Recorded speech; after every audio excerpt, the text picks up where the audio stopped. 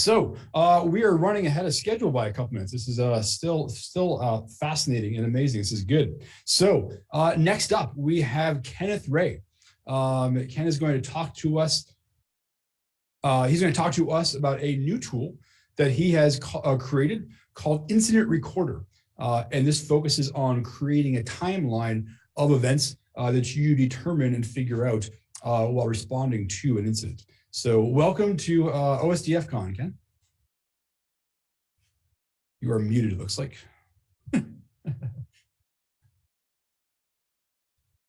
Still muted. Oh, there we go. There we go. All right. Can you hear me? Everybody can hear me? I can hear you at least. So yes, I'm excited to present my application called Incident Recorder. So let's just start the presentation now. And so what happens in an incident? Typically, you'll see that an incident is usually chaos, right? It's hard to track what's happening, tracking when it happened, and incident recording specifics or reporting specifics when you're in the incident. A lot of teams are set up on the fly, and creating a repository for evidence and findings usually happens during the incident and not before the incident happens. This is typical of a lot of even well-seasoned, mature incident responders have little time to, because it's mostly responding to the incident and containing it or finding out what really happened, right? So a lot of the evidence associated with the incident don't actually get captured in real time. That's why I designed this program called Incident Responder. This is the incident recorder piece of that portion, and there is a use for it in forensics also, because as you know, when we do forensics, we want to capture what we did and how we did it and when we did it, right? So that's why I created this application. And as you can see from the slide, what declared incidents have, they have at least an incident recorder and an incident manager at the very least, are the people involved. But there's a lot of other individuals that are involved. And the incident recorder is the person that usually sets up the infrastructure to capture the evidence and findings. And the incident manager manages the incident as well as works alongside the incident recorder to make sure that the information is captured about an incident. So what I designed was a program that that allows you to create UTC entries. It does this on the fly. You don't have to try to convert to UTC. It does it automatically. And it makes it easier for even forensics, because we like to do things in UTC for forensics also. And you'll be able to record the information and save evidence presented. Because it's a challenge when multiple teams are involved, because you have multiple teams trying to feed the information to one person. Sometimes that incident recorder may have the ability to say, hey, stop, I need to record this, give me that information. The beauty of this program is it's self-contained, so you can actually give it to incident responders to do their job too, and then just later take the text file and move it over to the incident recorder. And because it's in UTC, you can just sort it very easily. And how do you, as an incident recorder, what do you normally do? You do the same thing that you do in forensics. You have to think like a witness, like you're on the stand, and what needs to be recorded inside the incident that's particular to that case, right? And this makes the job very chaotic, but there's more accuracy it's the reason I did this is because it needs to have that accuracy, right? So that's why I did it. And so what is Incident Recorder? Incident Recorder is a open source project. It says incident directories and evidence directories that I see in the multiple years that I've done incident response. Some of the directories that I've decided to include in the application are directories that normally are seen in incident response. And it records the incident team and the incident with following steps. So I have a document that actually shows you how to use incident recorder. It's not very long. In fact, I think it's maybe 2 pages, but it walks you through the steps. And the information, like I said, is logged in UTC, and it's in plain text format. The reason I chose plain text format is because it makes it a little bit easier to pass back and forth. You don't have to worry about having specific applications to view it. Most computers can view plain text. And like I said, it can be used by the whole team, even the incident responders, to record action.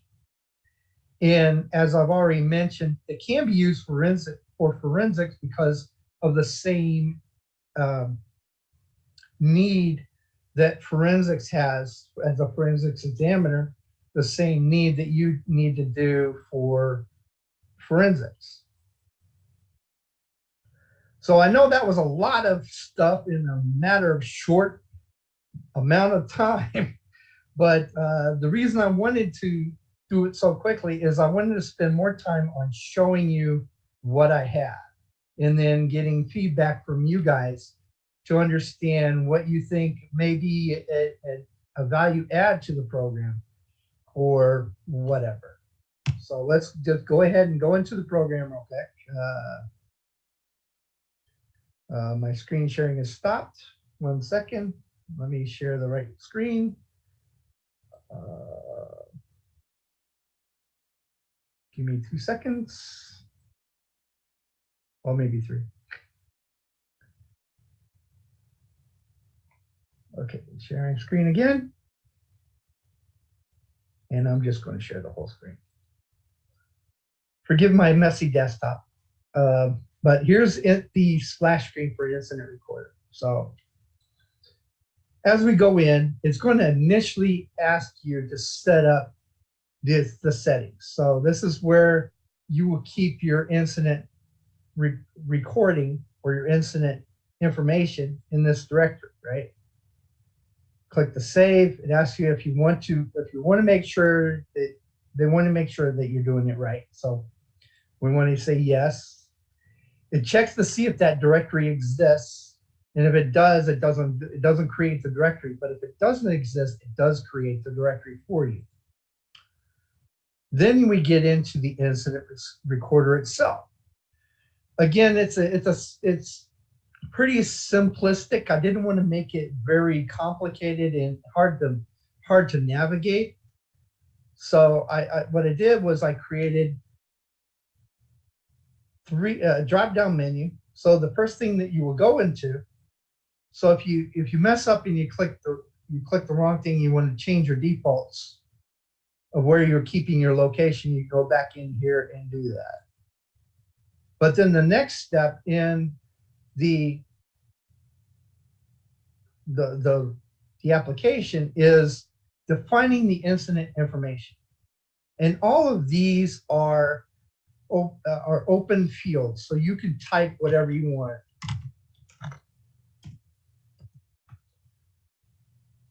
And then we can pick, and again, these are open fields too.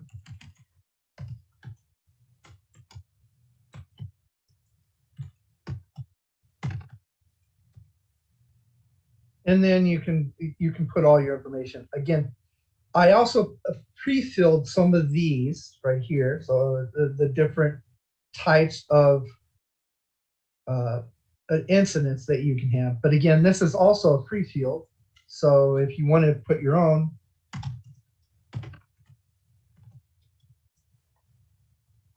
Once you click save,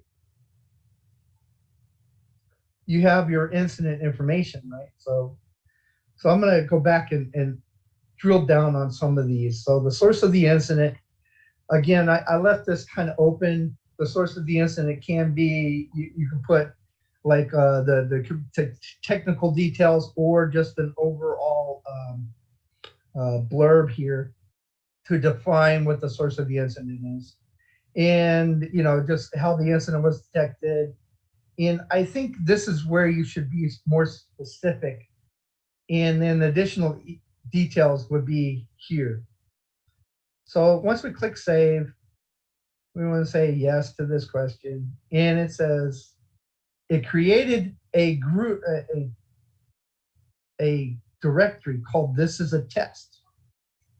This is important because when you define your incident names, you can use predefined, if you have a mature incident response, it does is it creates directories. So if we go into the next portion of that, pardon me, we want to identify the incident table. And again, these are free fields, free text fields. I just, pardon me, excuse me for a second. So as you can see, these are the different roles that are typically associated with an incident. Now, you may have a different naming convention for any of these. That's fine. I might plan to change these to where they're actually just free text fields where it says, okay, if you have a different moniker for these values, I might be able to add that to the program to make that more flexible.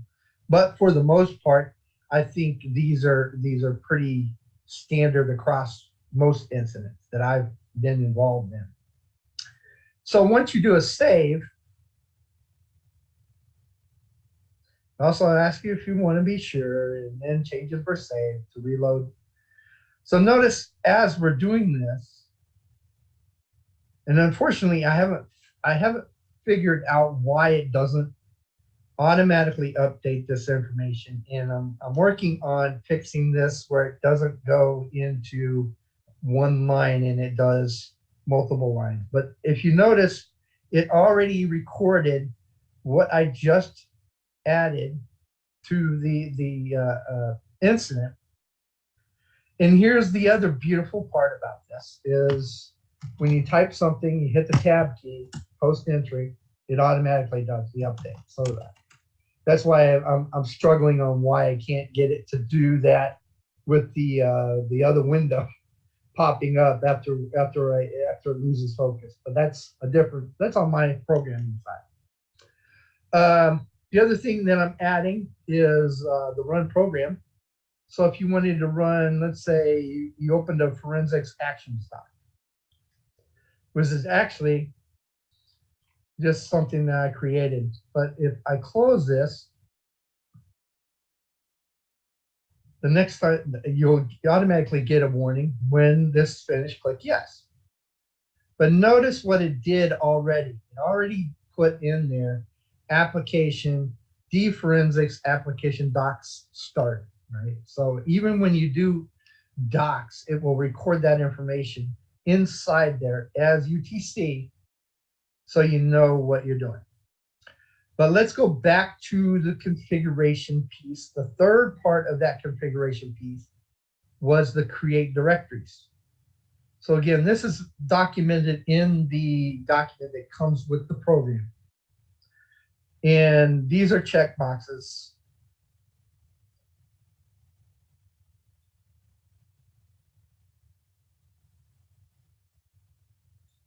And I'll just click them all for the heck of it.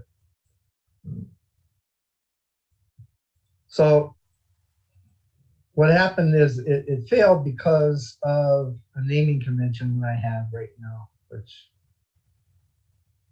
I'm going to go into the temp.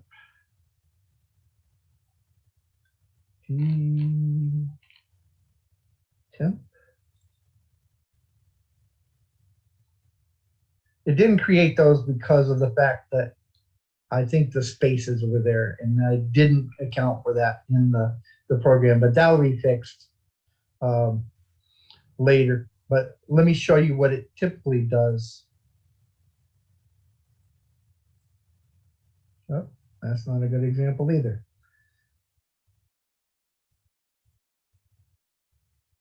Well, let's just fix it. Let's just do the right way. Configuration, preliminary information. Let's put. Now notice I'm just changing one simple thing, but it allows me to do that.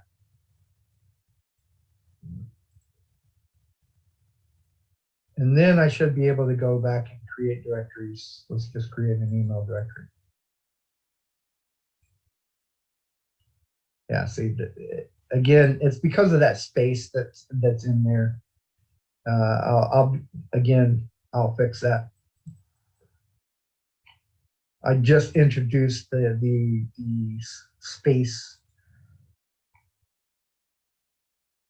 and notice that it created that, right? So now the incident recorder has a way to drop information related to the incident in the folder. And again, as an incident responder, if you send them the same program, they can drop their information in there too, right?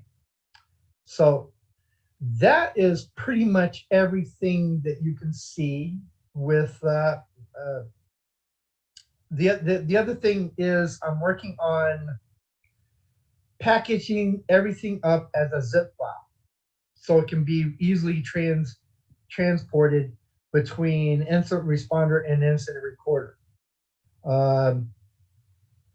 Again, I'm working diligently to make that happen. And that is pretty much the whole program. And we have a little bit of time to answer questions about what you witnessed.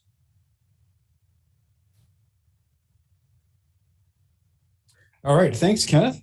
Let me go through the questions here, and I had some myself here, but let me first prioritize the ones in the channel.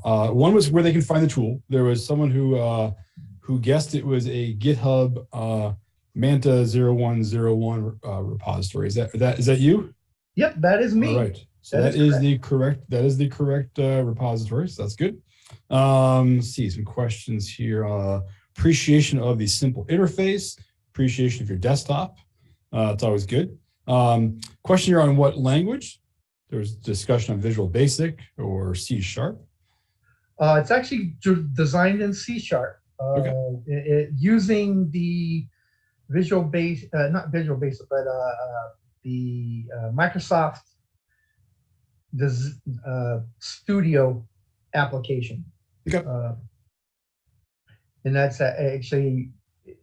that's how I designed it. And I'm actually, I know all kinds of other languages, and I'm trying to learn C#. I know C, I know C++, I know Pascal and Perl and Python, and I probably dabbled in every application programming language there is, with the exception of Ruby on Rails. I never got into Ruby on Rails, but I'm trying to learn C# as I'm designing this program. That's why it's kind of, I'm trying to keep it very concise and very easy. Excellent. Question here on, does it analyze artifacts? Is it more about kind of launching programs and recording what was launched in files, or is it also doing some kind of analytics of artifacts that are found? No, it's not, but I do plan to actually introduce some other individuals' open source products into the mix, because I do see the advantage of having the ability to run, let's say, I forget his name, but he's very well known in the forensic environment with his open source tool. And I actually have a PowerShell script on that same GitHub location called Yar4Toe, which is yet another forensic tool, which is a PowerShell script to run some preliminary forensics information Good. that I plan to implement in there, and also make it free form where you can actually do, if you want to set some executables that you actually run on a normal basis, making it in free form. I think there's a few talks today that could probably be integrated in. That's the direction you want to go with that. There's a question here about, it seems to be file-based, on a question of wouldn't it make sense for there to be a database to allow for collaboration? I'm assuming file-based here is referring to kind of storage versus analysis, but is there kind of thoughts on allowing for more of a client-server architecture to allow for other members of the team to also get involved? The reason I didn't do that is because I think even though there is a possibility of doing that, I think keeping it file-based and text-based makes it more portable to multiple platforms. And typically, the person that really receives all the information and is responsible for storing it would be the incident recorder of that incident. Okay, good. So what would you say in your usual investigations? What is kind of the for those that are newer to incident response? What is the incident recorder usually is that they don't have this kind of tool? Is it a kind of a spreadsheet or a kind of a doc, or kind of what is the alternative if you don't have kind of a dedicated tool? Yeah, typically I've seen them use Excel spreadsheets. A lot of, and the problem is with global companies like the one I'm working for right now, it's hard to get the uniform time, right? So it's like, well, I'm in Russia or China, or I'm in the US or East Coast, West Coast, right? How do I get that information into a spreadsheet? And despite most of the incident recorders aren't really technical savvy. In fact, our incident recorder is actually part of the compliance team. And even though she has some technical savvy, she's new to incident recording and incident response. And this just makes it a little bit easier for her to use the tool. And she doesn't, and the other thing was, if the program or their system crashes, right? If it's in a database up on a cloud or on anything other than local, there is the possibility that during the incident, you may lose connection to that database. And that's why I try to keep everything local in specific directories and make it a little bit more simplistic in that. Sure, great. Is it run on Mac or is it Windows only? I haven't tried it on Mac. I plan to. I have plenty of Macs to try it on. Just have not tried it as of yet. Okay. Output formats. Does it make a PDF format as a report, or what is kind of the? It's just a simple text file. Okay. So the text file with subdirectories in the instance. So okay. But you can definitely take that text file and import it into anything you want. Okay. And I probably kind of want to think that I might add a CSV format to that plain text file, making it easier to port into other like databases if you need to. Okay, great. As a discussion kind of going on the channel about text to speech in various things, I think it's kind of an alternative input format. But there's kind of a bunch of threads going on around there. I'm not sure if you've ever thought about doing that. That's of interest or a use case for you. That'd be something I could see that happening. I don't think text to speech is quite there yet. Yeah. So, it's close, but it's not quite there. Yeah. Good. Well, we do have a couple minutes here. So pulling on the thread before about kind of more the basics for some of the folks in the audience, right? I mean, what are the usual kind of things that a responder would pass back to the incident recorder? Is it more that they just ran certain tools, or here's kind of all of the artifacts that came out of these things, or here's the relevant ones that we've done some analysis, and here's the subset are relevant, or what is that kind of interrelationship between, or that interchange between the recorder and the various responders? Interestingly enough, I've seen good incident response and then also chaotic incident response. The good incident response would be if a especially a technical person, right, that should be giving the same evidence that the incident recorder. So a responder would also treat the incident as if they were sitting on a stand and having to provide evidence that something happened, right? So if they're told to go look at the Palo Altos or the firewalls and see if there was any connections to port 22 from this IP, they would take that information and forward it back to the incident recorder. So and then there's the other side of the fence where it's like, okay, well, I just tell you what I do.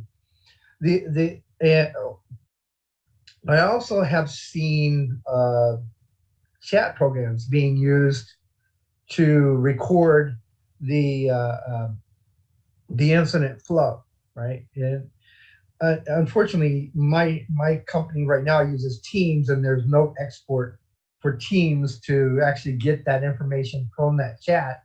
So sometimes I kind of wanted to design a chat program with it, but I think that would be overkill. If I can, I'm just hoping that I can probably integrate some of the new chat programs and get the information. So somebody's the job of the recorders to kind of figure out, hey, this is a current theory, and a bunch of responders to go out to try and kind of prove or refute that theory, right? And that responder is kind of the project management hub for keeping track of kind of the various. Yeah, and that's what the incident manager, he would be the person that takes the hypothesis and then either proves or disproves the hypothesis. Like, we've been attacked, right? Yep. Well, no, we haven't. Or yes, we have, and here's the details. Yeah. Great.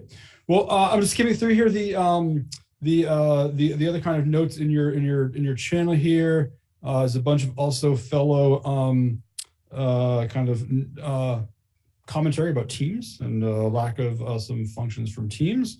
I think there's general interest on this kind of style of tool. Collaboration is kind of main interest, I think, for people as kind of a follow-on thing. I think since it seems like some of the folks on the chat have more of a decentralized approach, right? Where each of the responders is responsible for recording their own thing, right? So, and I would like to share that I am planning to further build this out into different modules. And I do foresee a forensic module associated with this, because forensics is definitely part of incident response. Most of the time it's in post-mortem activity, but it's still something that, using other people's tools, I think, is it Zimmerman? Am I getting that? His last name Zimmerman? At least. What was funny was I was doing a paper for Sands Gold about my Yarfarto power strip because I didn't see it existed, and he came out with K. The month before I published my paper. It does almost the exact same thing, but it's better than my I have to admit, better than my PowerShell script. Well, great. Yeah, we haven't seen Eric in a couple of years, but he was a OSDFcon presenter for Cape a couple of years ago, I think. So that's good. So great. Well, thanks, Ken. Thanks. There may be some other following questions if you want to kind of check out the channel that more that roll in. But thanks very much for coming in today and presenting your tool, and hope that some people try it out and get some feedback on that. So great. Thank you. Thank you very much.